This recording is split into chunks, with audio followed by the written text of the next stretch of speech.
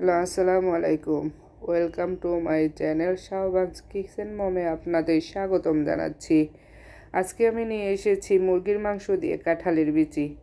এখানে আপনারা আপনাদের স্বাদ মতো সবই মশলা দিবেন। আমি আদা দিয়েছি, জিরা দিয়েছি, রসুন বাটা দিয়েছি, মরিচের গুঁড়া দিয়েছি, ধনিয়ার গুঁড়া দিয়েছি, দারুচিনি, এলাচি সব দিয়েছি।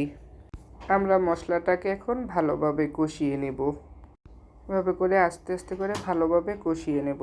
এরকমের করে কিছু সময়ের জন্য আমরা তেলের উপর একটু ভেজে নেব। তেলের উপর একটু মশলাটা কষিয়ে নিলে তাহলে কালারটা ভালো আসবে, তাহলে এটা দেখতেও সুন্দর লাগবে। কাঁঠালের বিচি আমার একটি পছন্দের খাবার। অনেকে অনেক রকম রান্না করে, এটাকে লতি দিয়েও রান্না করা যায়, আবার এটাকে ঝিঙ্গা দিয়েও রান্না করা যায়। আমার কাছে মুরগির মাংস দিয়ে খুব পছন্দ। আমরা বেশিরভাগই মুরগির মাংস দিয়ে রান্না করি। মশলাকে একটু কষিয়ে ঢেকে দিলাম। এখন আমি কাঁঠালের বিচিগুলো আগে একটু দিয়ে দেব, কারণ কাঁঠালের বিচি একটু শক্ত হয়, তো এজন্য সিদ্ধ করতে মুরগির মাংসের সাথে সমস্যা হবে।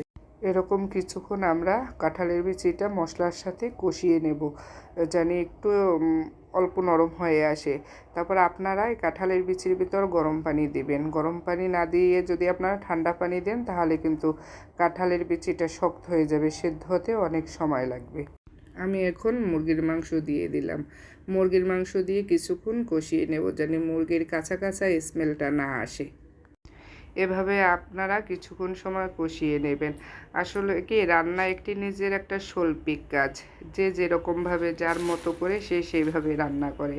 আমার যেভাবে পছন্দ হয় আমি সেইভাবে রান্না করে আপনাদের মাঝে একটু শেয়ার করতেছি। এখন এটাকে আমরা ঢেকে দিয়ে কিছুক্ষণের জন্য একটু কষিয়ে নেব। তারপর আমরা আমাদের ইচ্ছা মতো গরম পানি দিয়ে দেব, কারণ কাঁঠালের বিচিটা তো একটু শক্ত হয়। অনেক সময় পানি কমও লাগতে পারে, বেশিও লাগতে পারে, তার সেদ্ধ অনুযায়ী তার উপর ডিপেন্ড করে।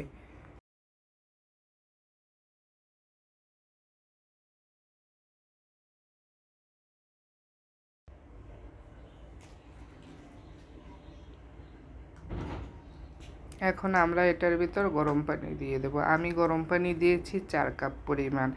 আপনারা আপনাদের মতো করে দিয়ে দিবেন, এটার পরিমাপ বলা যাবে না।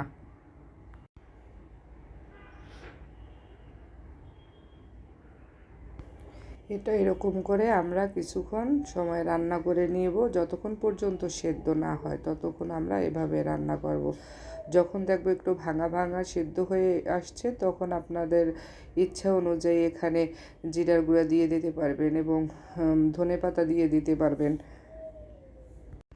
আমি এখানে ধনেপাতা দিয়েছি, এটা একটু স্কিপ হয়ে গেছে, দেখাইতে পারিনি। আর 4-5টা কাঁচামরিচ দিয়েছি।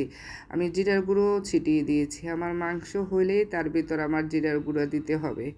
আমাদের মাংসটা হয়ে গেছে, আমি এখন পরিবেশন করব। দেখেন আমার মাংসের ফাইনাল লুক।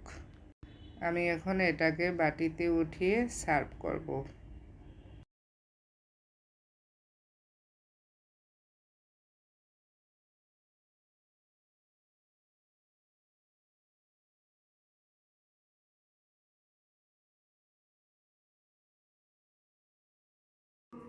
প্লিজ আমার চ্যানেলটাকে লাইক, কমেন্টস এবং সাবস্ক্রাইব করে আমার পাশে থাকবেন। আল্লাহ হাফেজ।